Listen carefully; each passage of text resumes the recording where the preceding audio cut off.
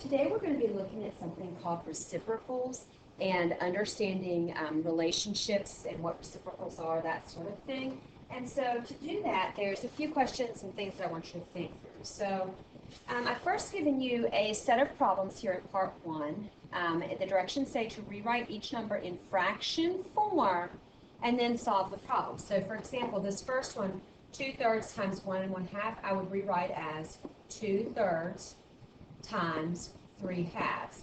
And when I multiply that, I'm going to get 6/6, which equals 1 whole. So my answer for that one is 1.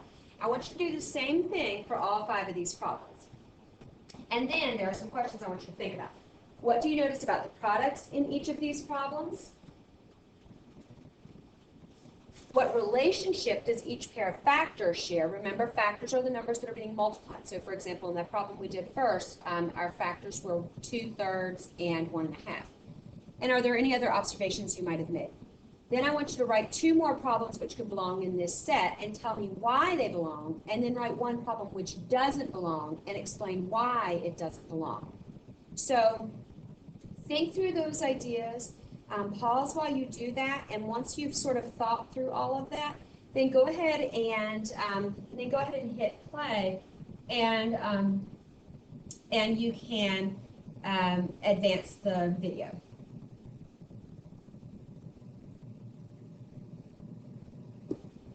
All right, so if you finished working these out, you actually end up with 9/1 times 1/9, which equals 9/9 or 1 whole. You end up with 9/4 times 4/9, which equals 36/36, which equals 1 whole. Probably seeing a pattern here. 5/6 times 6/5 equals 30/30, which equals 1 whole. 3 1/2 equals 7/2 times 2/7 equals 14/14, which equals 1 whole. 2 4/5 equals 14/5 times 5/14 equals 70/70, which equals 1 whole. So what do you notice about the products in each of these problems? Obviously, all of the products are 1. So there is that relationship there that all of the products are 1. Now, what relationship does each pair of factors share, and are there any other observations that you think? So when we look at our factors, 2/3 times 1 1/2. At first, there doesn't appear to be a relationship, but when we change them both to fractions, we can see 2/3 times 3/2. Looking at my other problems, 9/1 times 1/9, 9/4 times 4/9. 14/5 times 5/14, 7/2 times 2/7, 5/6 times 6/5. We should notice a relationship here. The numbers in the factors are the same,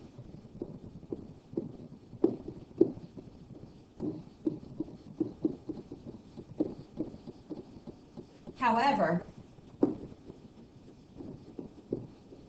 the numerator and denominators are switched.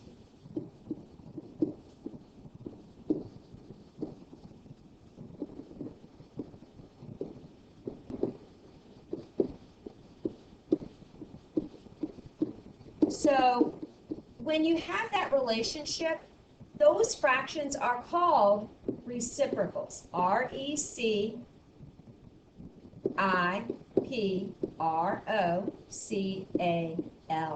and then we can put an S to make it plural, but they are reciprocal fractions. Reciprocal fractions are fractions whose product is 1. And this is what they will look like. The 2 numbers, they will be the same number except the numerator and denominator are switched. For example, 2 other problems which could belong in this set would be 4/5 and 5/4, or 1 1/4. We could have 7/3. I think we already have that one actually, maybe as an example. We could do 7/9 times 9/7. So those would be problems where we're going to get a product of 1. And because of that, that means 4/5 and 5/4 are reciprocals.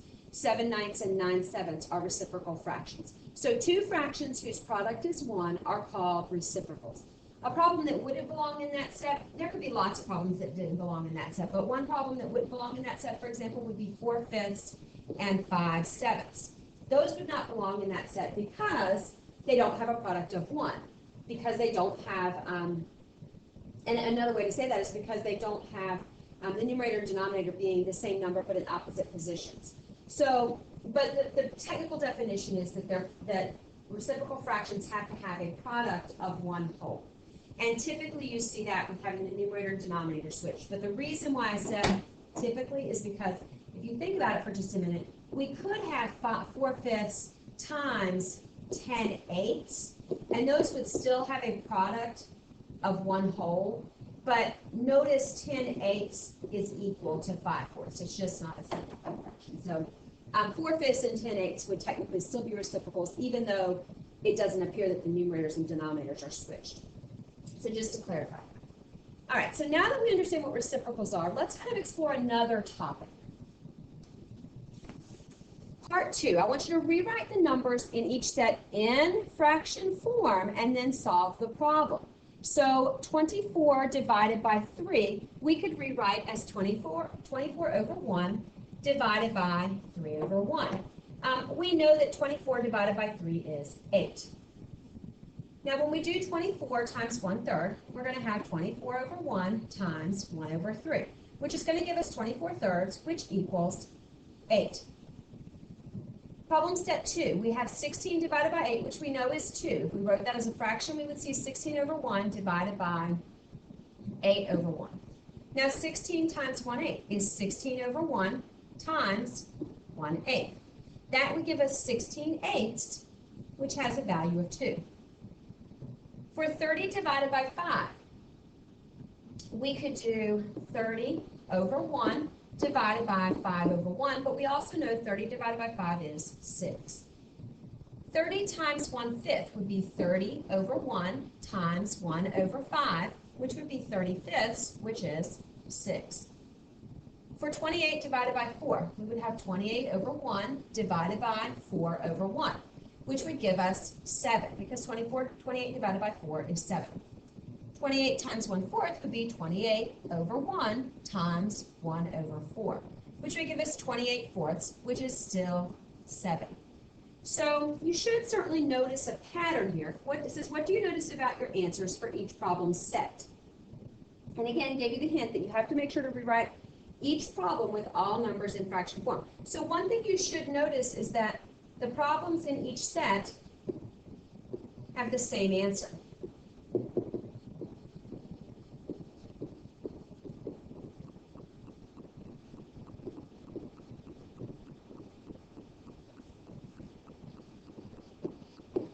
So what I mean by that is 24 divided by 3 equals 8, just like 24 times 1/3 equals 8.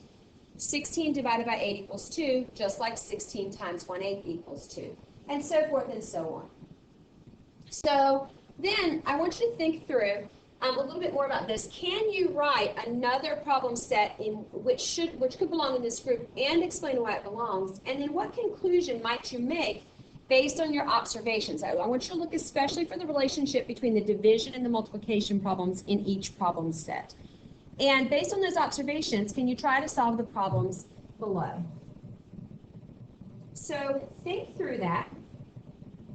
Pause while you do that, and then hit play, and we'll see how your thinking lines up with mine. All right, so another problem set which could belong in this group, for example, 12 divided by 4 would be equal to 12 times 1/4. I might think of 36 divided by 9, which is equal to 36 times 1/9. One more set, I might think of 50 divided by 10, which is equal to 50 times 1/10. Now, why do they belong? Well, they belong because when I look at this, they give me, each set has, the problems have the same answer. But if I look a little bit further, another way that I can look at this and things that I've noticed is, I noticed that I kept the first number exactly the same. For the second number in each problem, 4 and 1/4 are reciprocals. 9 and 1/9 are reciprocals. 10 and 1/10 are reciprocals. Because remember, not 10, for example, would be 10 over 1. So 1/10 is its reciprocal. 9 equals 9 over 1. So 1/9 is the reciprocal. 4 equals 4 over 1. So 1/4 is the reciprocal. So based on that, what conclusion can I make? Well, looking at the relationship between the division and multiplication, the conclusion I can make is that dividing by a number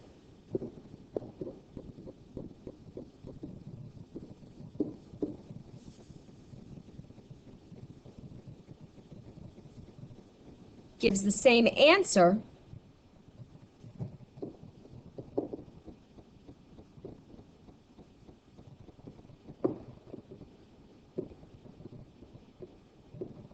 as multiplying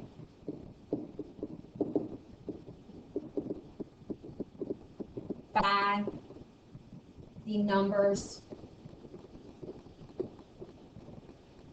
reciprocal. Let me say that again. Dividing by a number is the same as multiplying by its reciprocal. So in other words, when I want to divide 12 by 4, that's the same thing as multiplying by the reciprocal of 4, or multiplying by 1/4. Dividing by 9 is the same as multiplying by 1/9. So dividing by 9 is the same as or equal to multiplying by 1/9. Dividing by 10 is the same as multiplying by 1/10. Dividing by 4 was the same as multiplying by 1/4. So how can we use that information to apply it to other problems? Well, what that would mean is when we look at 3/4 divided by 5/6, for example, dividing by 5/6 should be the same as multiplying by the reciprocal of 5/6, which is 6/5. So, in other words, I can say 3/4 divided by 5/6 is equal to 3/4 times 6/5. 6 divided by 4/5, so 6 over 1 divided by 4/5 is equal to 6 over 1 times 5/4.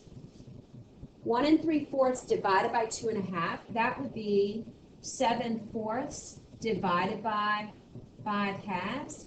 So that would be equal to 7/4 times 2/5. Because anytime that I want to divide by a number, that is technically the same thing as multiplying by the reciprocal. So dividing by 5/6 equals multiplying by 6/5. Dividing by 4/5 equals multiplying by 5/4. Dividing by 5/2 is equal to multiplying by 2/5. So the big idea and the value of reciprocals here is that using reciprocals allows us to really not necessarily have to be able to divide fractions, because I can change any division problem to a multiplication problem simply by multiplying by the reciprocal.